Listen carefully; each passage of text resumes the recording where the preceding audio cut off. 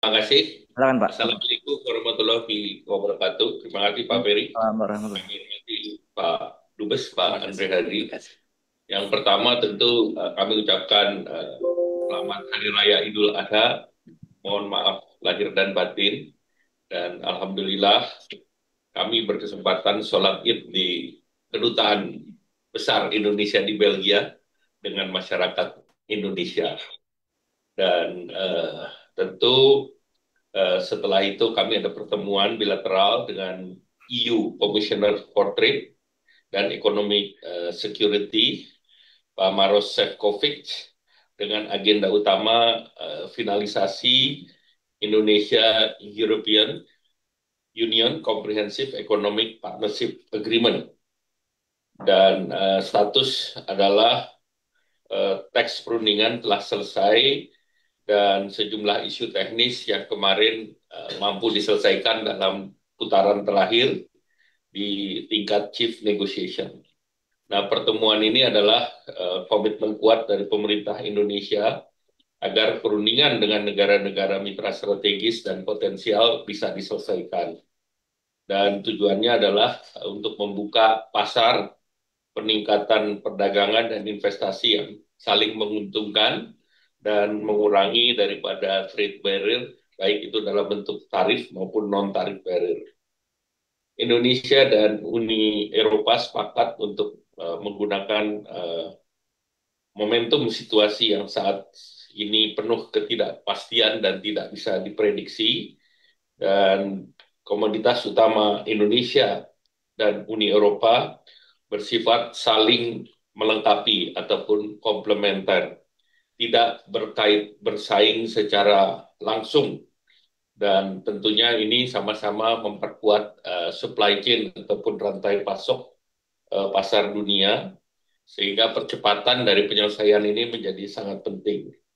Indonesia dan Uni Eropa masing-masing populasi Uni Eropa 450 juta jiwa dengan PDB sebesar 19,5 triliun US dollar, dan Indonesia dengan populasi 282 juta jiwa dan ekonominya 1,4 triliun.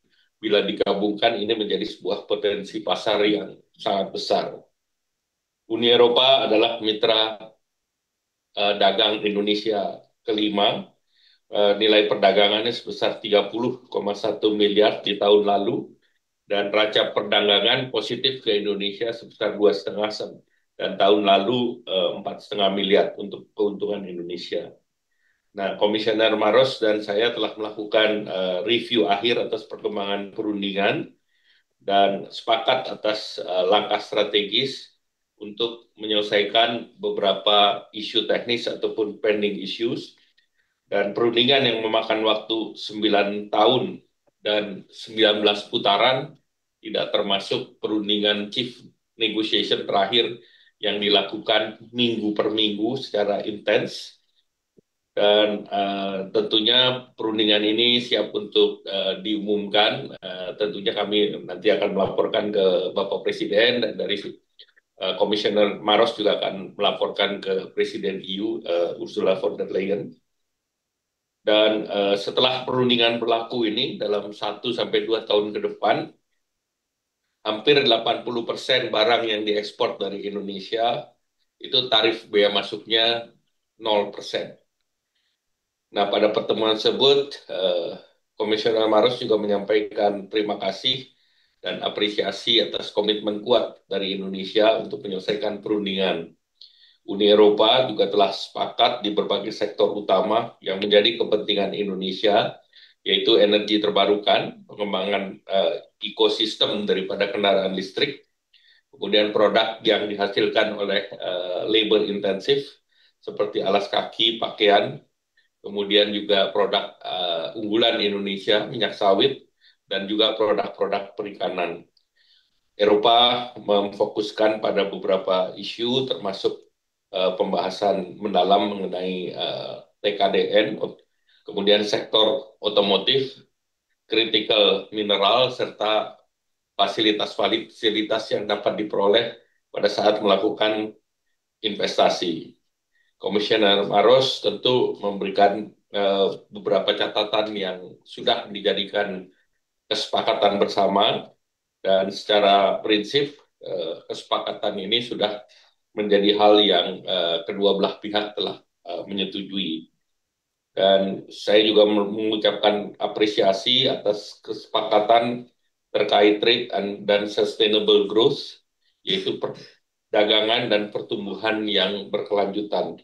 Nah, kesepakatan ini dianggap bernilai tinggi karena ini memberikan keuntungan baik bagi pelaku usaha di Indonesia maupun Eropa, dan kegiatan yang terkait sustainability ini menjadi penting termasuk dalam berbagai perkembangan daripada kebijakan di Eropa terkait dengan produk-produk yang berkelanjutan, dan diharapkan kebijakan ini bisa mengurangi risiko kita terhadap standar-standar yang diberlakukan ke depan. Indonesia juga mendorong produk perikanan karena kita ketahui bahwa kita adalah negara kepulauan dan produk perikanan menjadi potensi penting, dan Indonesia meminta agar fasilitas untuk perikanan, untuk ekspor perikanan Indonesia tidak dibedakan dengan negara-negara ASEAN lain seperti Thailand ataupun Filipina. Dan pihak Eropa sudah sepakat bahwa khusus untuk produksi perikanan ataupun ekspor perikanan, kita akan diberikan level playing field dengan negara-negara sekitar kita. Kemudian terkait dengan kebijakan yang terkait dengan deforestasi, Komisioner Maros menjanjikan akan memberikan perlakuan khusus kepada Indonesia, dan tentunya ini sangat berpengaruh terhadap ekspor andalan Indonesia, yaitu terutamanya produk-produk yang berasal dari hasil hutan. Demikian, terima kasih. Pak Dubes, mungkin ada yang ingin tambahkan? Terima kasih, Bapak. Ya, silakan Pak Firly. Terima kasih Pak Menko. Pak, izin lapor. Jadi kita live di Zoom maupun di YouTube, dan sampai saat ini sudah ada audiens sekitar 208 Pak. Dan dari yang Bapak sampaikan tadi, kami menerima beberapa pertanyaan. Izin kami bagi 3 sesi Pak. Dan mulai kita sesi 1 Pak Menko. Yang pertama dari Jayanti Pak, dari Jakarta Globe. Ini ada satu pertanyaan. Pertama, mengapa perundingan Indonesia-EU SEPA itu berlangsung lama sejak 2016? Sebenarnya tantangannya di mana saja? Apakah adanya UDR mempengaruhi kelancaran negosiasi kita? Ini pertanyaan yang sama juga diajukan oleh Pak Marsio, AFP, serta Pak Ade Hafsai dari Metro News. Itu yang pertama. Yang kedua dari Pak Adin dari Berita 1. Ini ada 3 pertanyaan Pak Menko. Pertama, sejauh mana progres terbaru dari negosiasi Indonesia-EU SEPA saat ini, dan apakah sudah mendekati tahap final? Kemudian yang kedua, apa saja isu utama yang masih menjadi ganjalan dalam negosiasi dengan Uni Eropa? Yang ketiga, apa saja poin-poin utama yang sudah disepakati dalam perundingan sejauh ini? Mungkin 2 pertanyaan itu mohon berkenan Pak Menko, Pak Dubes. Silakan Pak.